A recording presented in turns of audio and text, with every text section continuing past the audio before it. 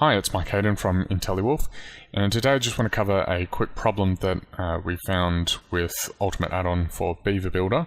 So, a normal situation, we activate it. I've already put the license in, but it's the same as a fresh install.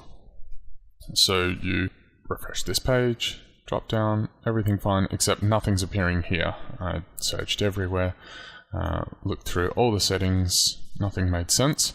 So if we go into here, in modules. Now there's a bunch of ones that I didn't want showing up for whatever reason, and so they weren't selected. But if you come over to Ultimate Add-on for Beaver Builder, modules, see they're all selected, and that should be fine. Watch we save and refresh here. Still nothing.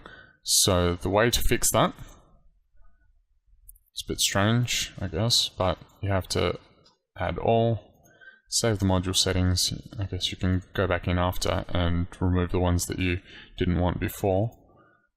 But now everything appears.